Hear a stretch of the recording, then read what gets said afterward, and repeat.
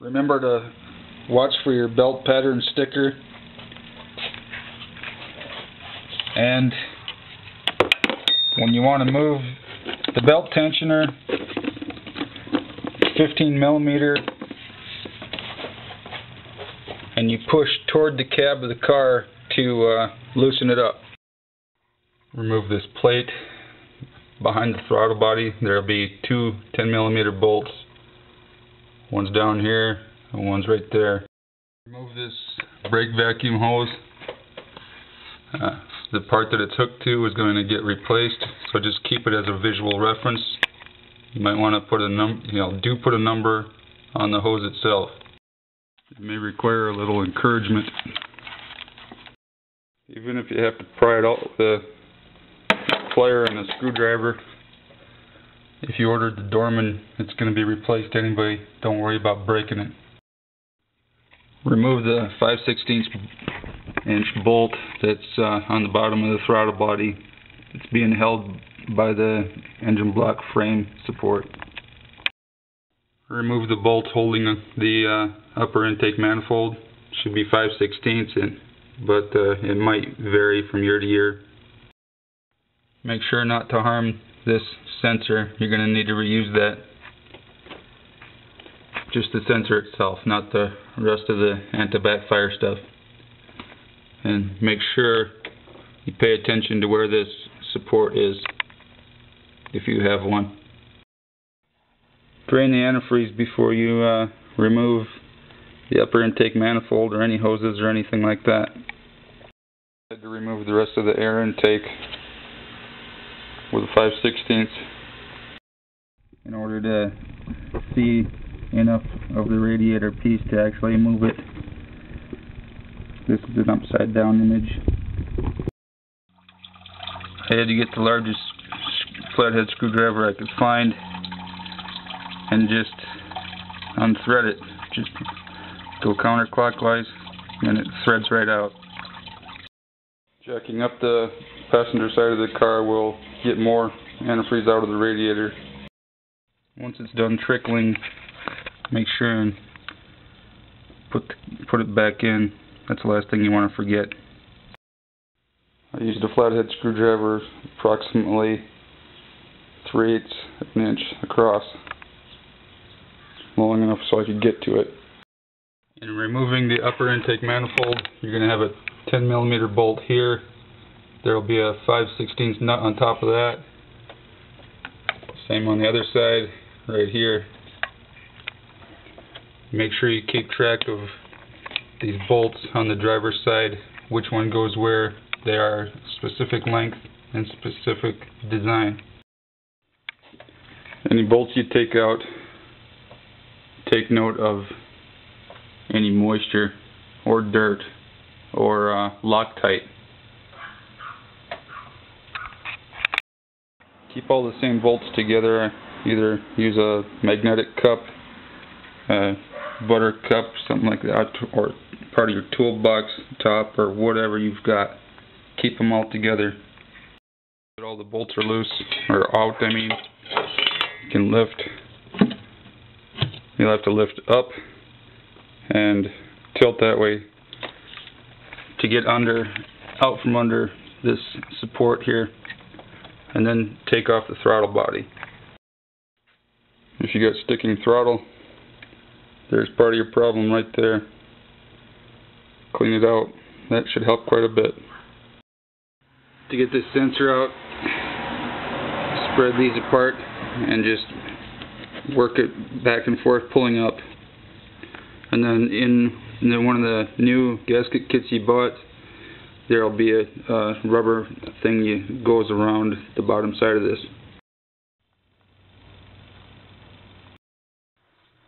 Take note of the oil and antifreeze mixture, the carbon.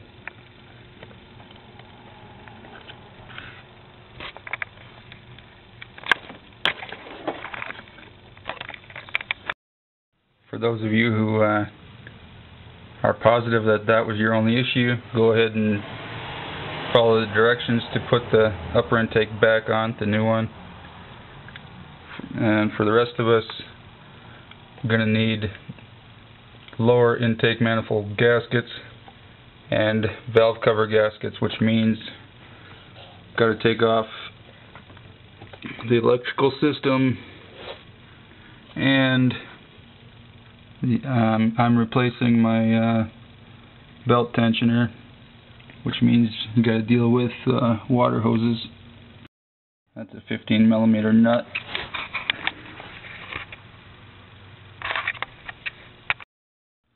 Note the ground wire under, behind that 15mm nut. You should probably number that with tape also. There's another 15mm bolt to crack loose behind that one. Before you crack loose the bottom 15mm bolt, get a 9/32 socket to take off the wiring.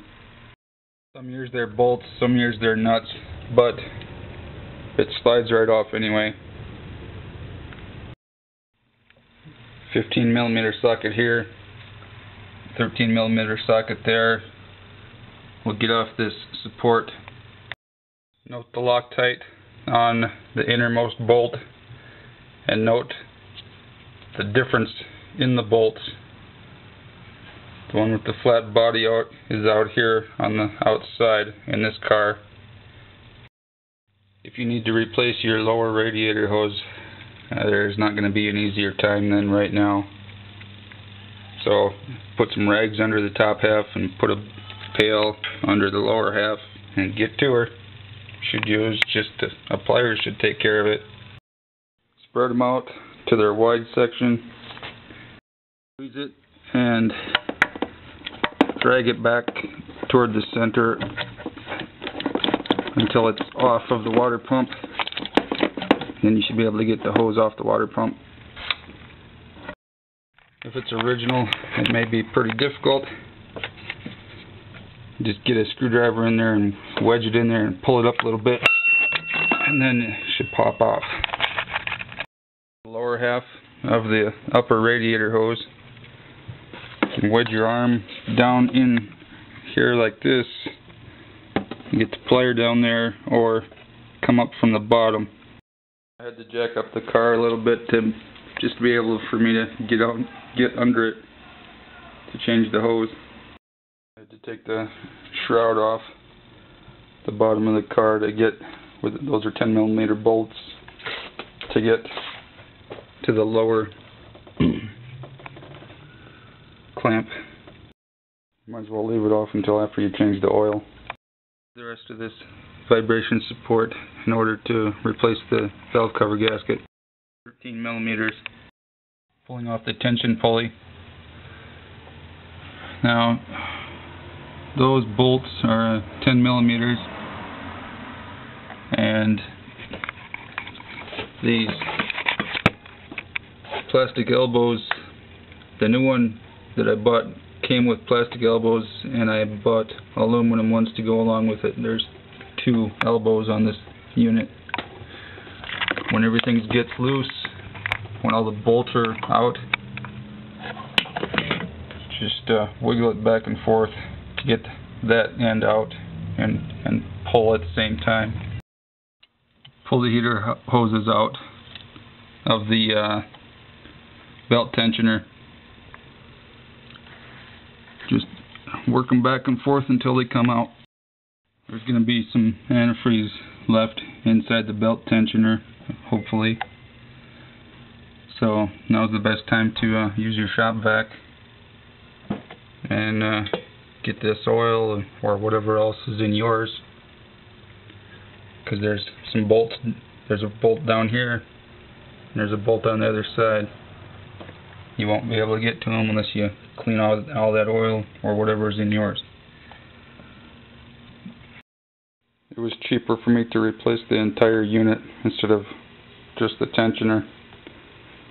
So every time you take a bolt out of the old one, put it in the proper place in the new one. If you're not replacing it and you're just removing it, there is a bolt under the heater hoses that you can't see. You can either use a mirror or feel your way down there, but this is what it looks like on the new one. So it's just above this point. Now the only thing holding it on are the two water elbows, the plastic elbows. That one down there, and that one there, and I know that one leaks. This is why you replace the plastic elbows with aluminum. Even if you're buying them brand new, get aluminum. There's a good chunk of that is in the engine block, so I have to use some picks to get it out. This will be your best opportunity to check your power steering fluid. There's the rest of that elbow in the water pump right there. I'm going to have to dig that out. Take off this rear support beam. It's got two 13mm bolts.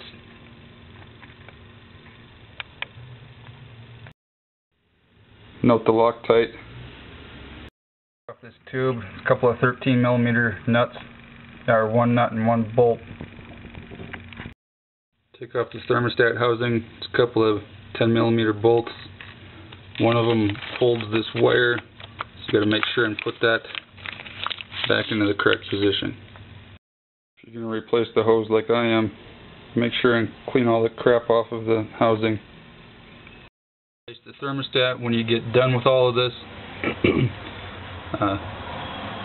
The kit you bought should have both or either gaskets. It actually has both, so you can use either or both, whatever the year of your vehicle needs. I'm leaving the valve covers on for now in case because there's probably some antifreeze inside the lower intake. Don't want that to spill into the engine, into the rest of the engine. So there are 12 10mm bolts. Don't forget about that one. And there's one down there too.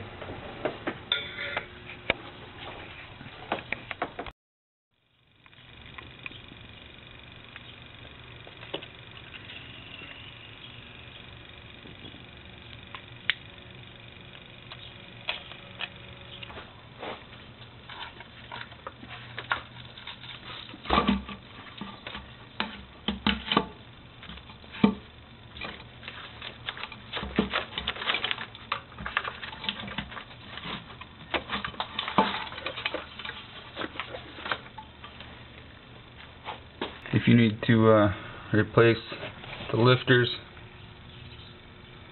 after you get the valve covers off, and you take these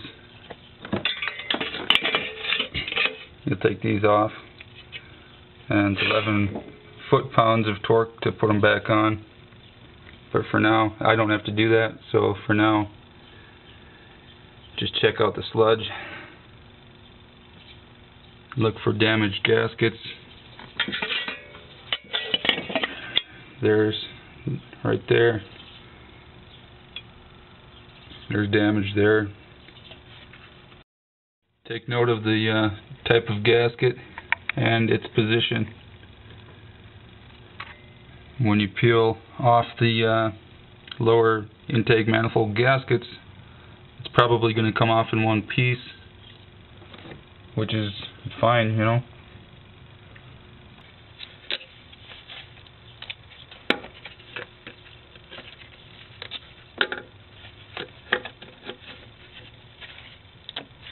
This one didn't come out in one piece, my 96 did.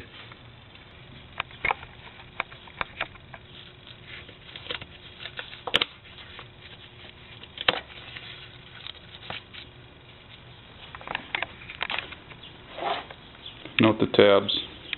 This car does have the holes for the tabs. Now you can see oil and antifreeze mixture here.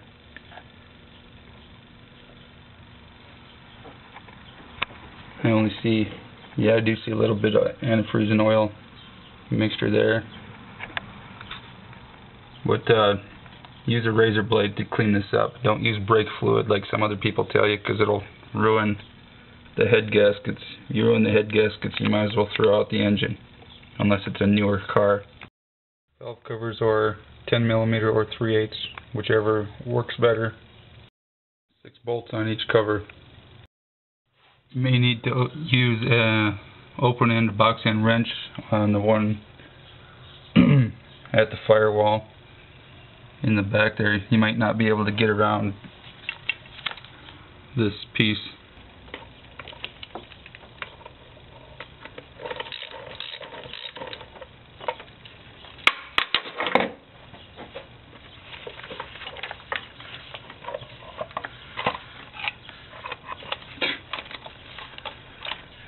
You wonder why it leaks? Well, the gasket didn't even come with it. You may need to use a mirror to get to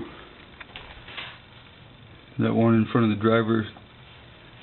And don't worry about the bolts coming out, because they're held on with what they call grommets. It's basically an oversized rubber washer.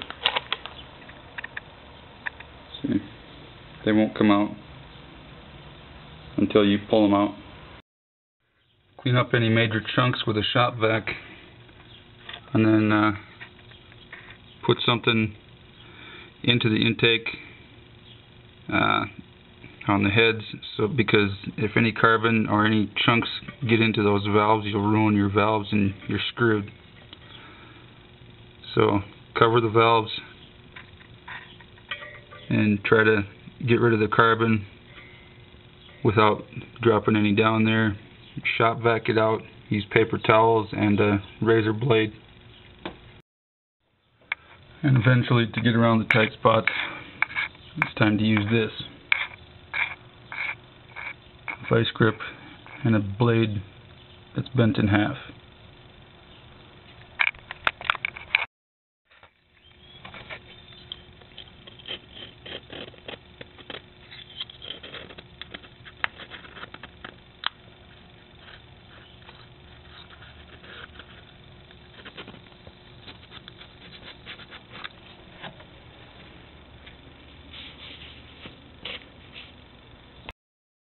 Always good to keep a magnet around. If you're replacing the lifters, make sure you keep the push rods with the same rocker arms, because they do create their own pattern. They're 11 foot-pounds of torque to put them back in, and when you put them, before you put them back in, use a Q-tip in the bolt hole, because the oil in there will screw up the measurement for your torque. Clean off the lower intake manifold, some razor blades and paper towels.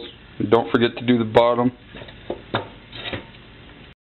If this tube comes out easily enough, you can pull it out now, because you're getting a new one with the upper intake manifold gasket set. Use a Dremel or a drill with the smallest rifle bore brush you can find, and use it on the injector ports. Don't scratch them, just be gentle and clean them out.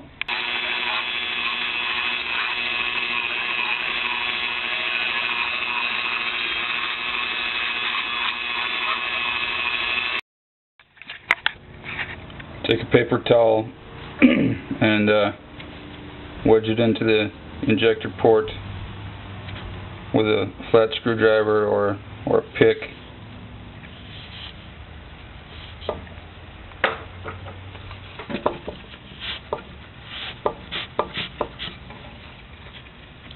And it's clean.